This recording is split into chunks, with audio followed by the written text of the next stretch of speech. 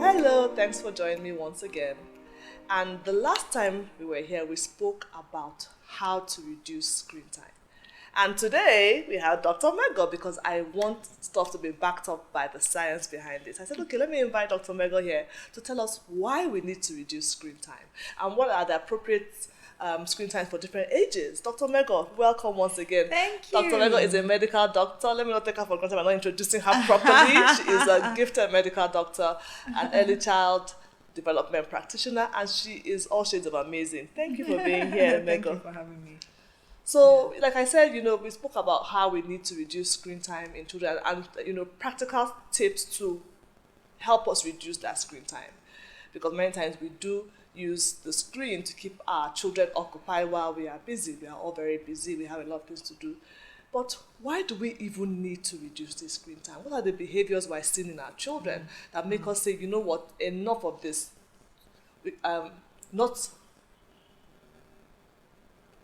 What are these behaviors that we see in our children that make us say, enough of all this screen time, enough of all this playing with devices and pads and TVs and all the stuff that they play with throughout the day? Enough. What are the things that make us want to do that? And what's the science behind it? Why indeed do we need to reduce our children's screen time? Even our teenagers as well. Megor, please tell us why we need to reduce their screen time. Oh, thank you for having me. Like I said, this topic, this is one of the topics for me that you say, oh Lord, when you bring it up, you press my button. All right. I'll just, try to paraphrase something I just read, some time ago. And, a lady was writing of her own personal experience as a mom. And if we are honest, those of us who've had similar experiences, she said moodiness, restlessness, throwing tantrums, irritability, blah, blah, blah. Says these sound like the symptoms, right, of someone maybe like getting off a particular addiction or something like a particular drug. True. He said, but guess what? These are the characteristics my 4-year-old displays after 2 hours of just watching one show on Disney, or after, when I'm telling them that they cannot watch these things. All right. So let's start from there to paint the picture, before you. And then let's go to talk about the science. So yes, right now, world over, there's been a lot of talk about screen time and all of that, because I think in this century and even in this decade, more than ever, we've had such leaps and bounds in growth in technology like Very never true. before all over the world.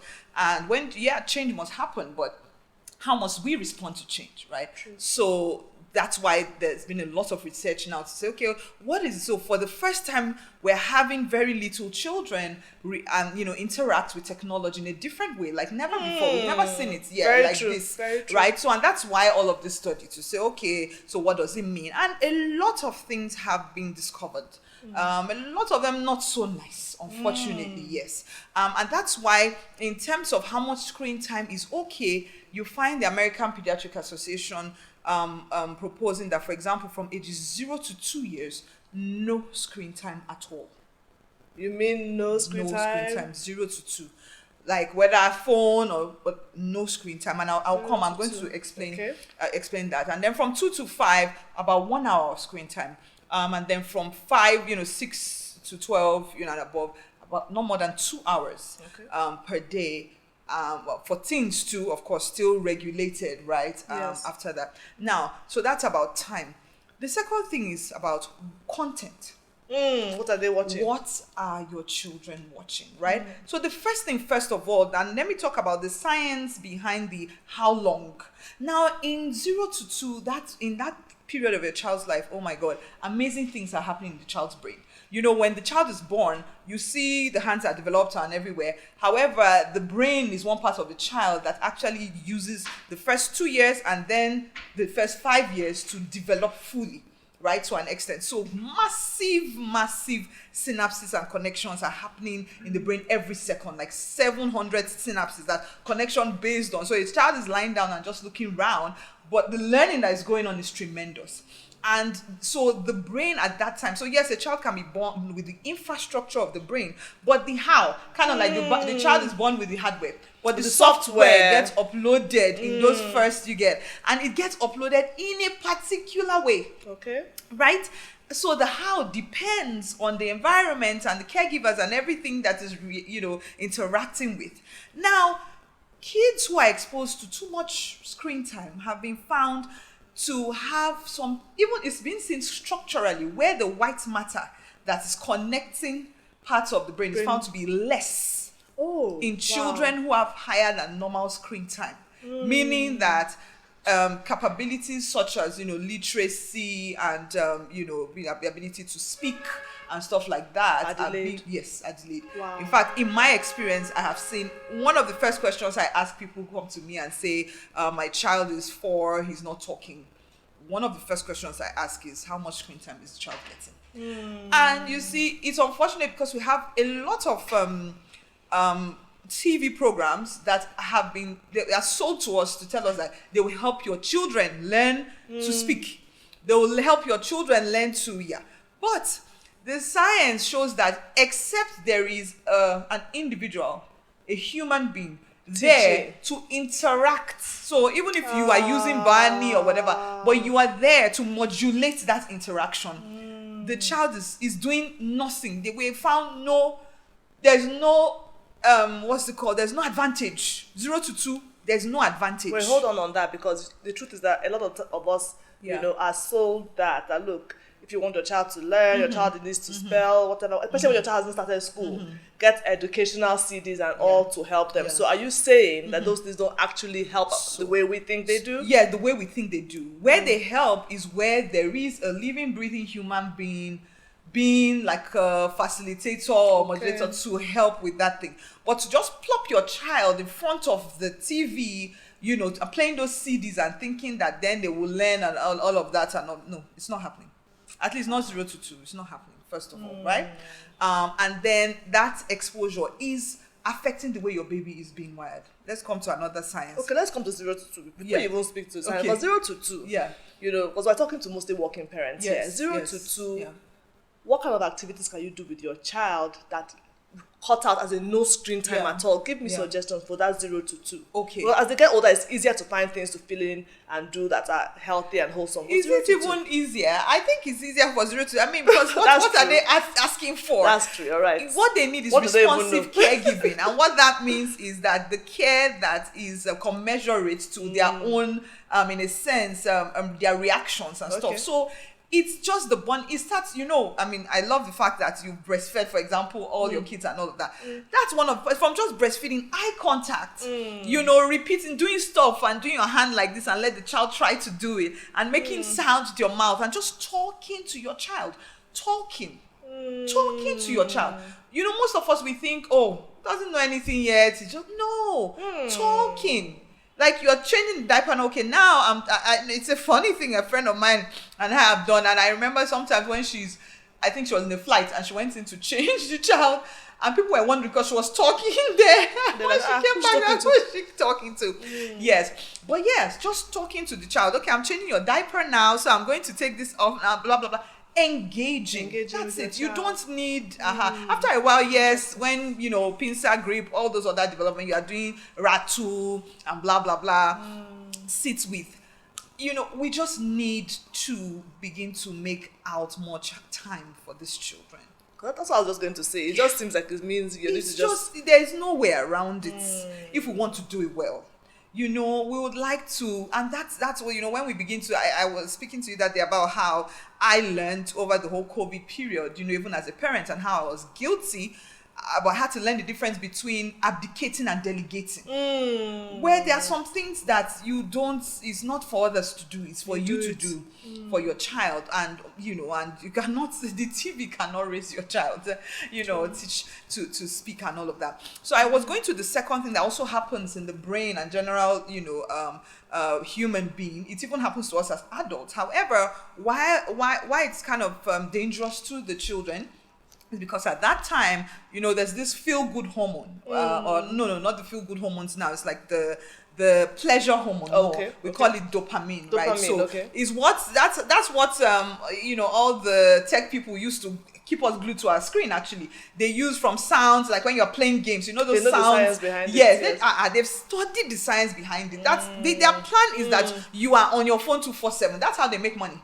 That's their part. Meanwhile, there's one part. Yes. People who make that technology. Exactly. Do they use it? Exactly. And go and read about it. Bill Gates, even Mark Zuckerberg, all of them, their children, some of them don't get devices until they're almost like adults. Then those of them that do, just go and do the research. Serious, it's very, very contained, yes, right? It's very restricted. Very strict because they know they know. Yeah. So now dopamine gets released when your children are watching all those nice whatever cartoons and they're being entertained, right? Dopamine is being released into their system. Now you put it off, you take it away, it tapers off like that, and then real life is just quite not that interesting. And then they begin to act out. Yes. And all of that, because real life is not as fast, that the things are not always happening like that. It's not always that exciting and all of that. And so because they want that dopamine high, it's a high. And when you take it away, it's a crash. So like a sugar crash. Like an addiction. Yes. Really. And so kids also who have been, just given that kind of screen, they have been following them up. They are more susceptible to all sorts of addictions later, because as they grow, they need more. They are more prone to addiction. Then they need more. This is not doing it anymore. So those are some of the things that so they may struggle and experiment with drugs and premarital sex and all sorts of things later in the future. So it's not a joke. And I don't take it lightly, right? And this is just generally screen time. Another thing, like I said, is that if you must do screen time, because I know you ask, yes, I know that most parents cannot do 0 screen time, but I still plead with you 0 to 2 as much as possible.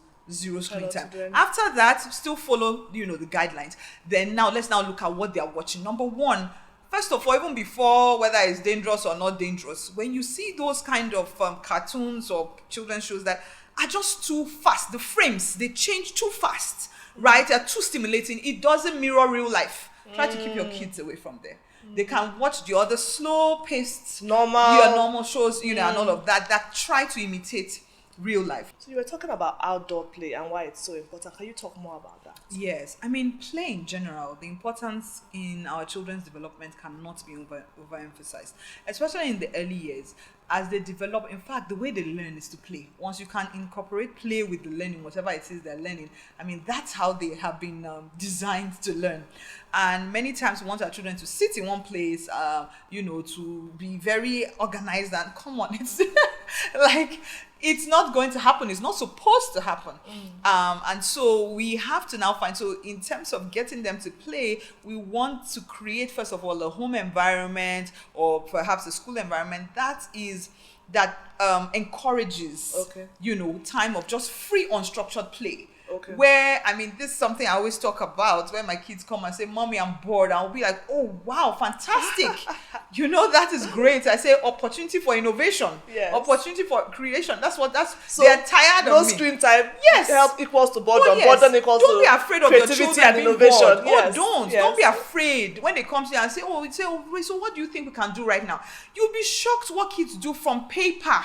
Allow them. Paper, like even forget about these toys that we keep talking about. Most of all those toys who come with bright lights, press this, press that to do this, they are not helping your children. They are not.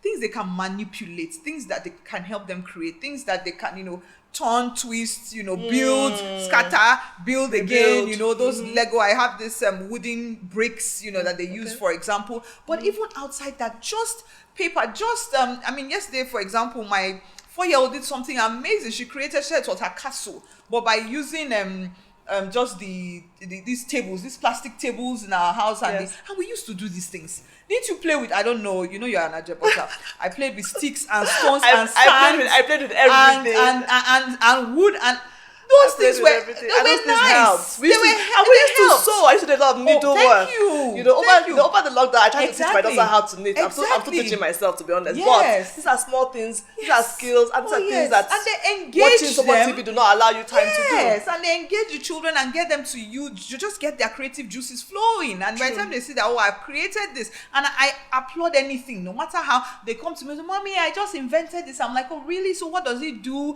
Okay, when you do this, it's supposed to do. Oh, wow, great. Oh, that's my genius, you know, and all of that. So I look forward to, nothing is, they paint. They paint. There was a day they tripped me, like 3 of them, they took all their book covers, and started trying to paint the book. And I was shocked. Wow. I'm telling you, even the 4-year-old, I was shocked at, what they, just so put those things around. Paper, always, I don't complain about it. I know someone in my house, one of, the people helping me, she was complaining at how much they use paper. And I'm like, how much?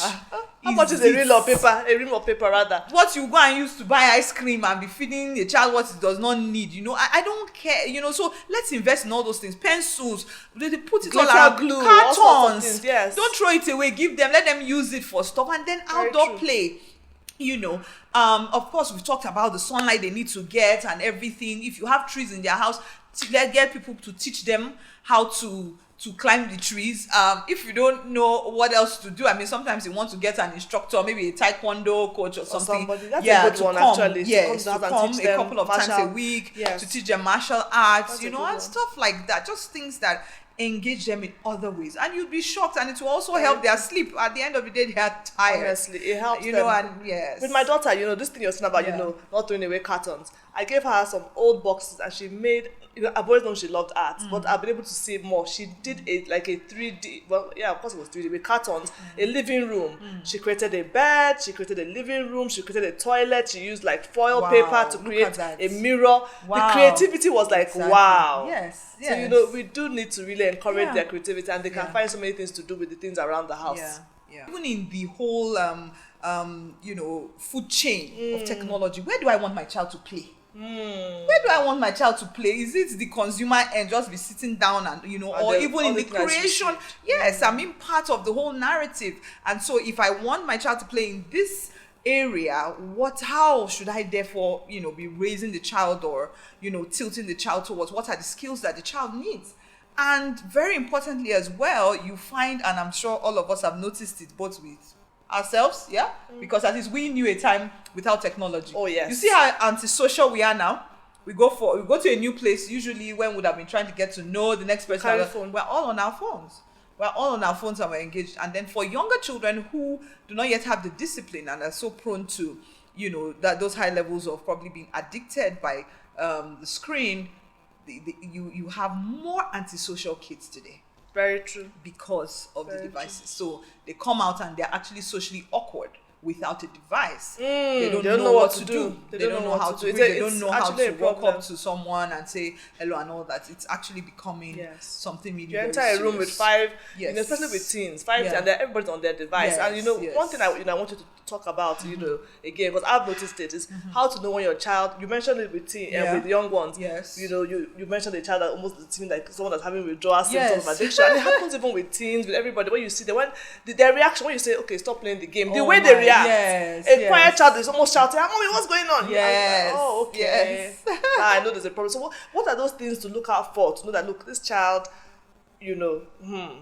it's time to... Yeah, so for the younger ones, we talked about it. They'll throw tantrums, there's the antisocial behavior. They don't want to do anything else. In real life, it also reduces their attention span, the ability to concentrate on other tasks and things that are not as exciting. So until you put them there, they can't last, doing anything at all and stuff like that. Now, for older kids, it depends. It depends also on the kind of content. For those, for example, that are getting hooked on something like porn, you can see them locking themselves in their room, just becoming very withdrawn. They want to be on this thing 24/7, and then they don't want anybody there. Yes.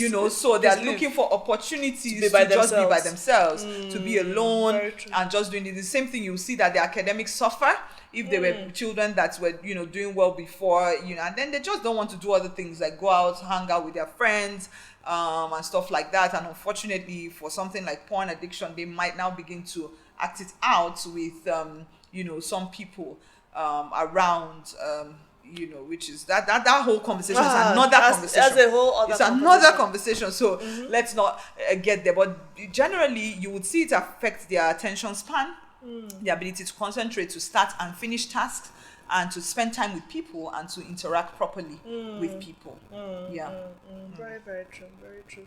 So, really, if nothing else, these are reasons why we need to do these things.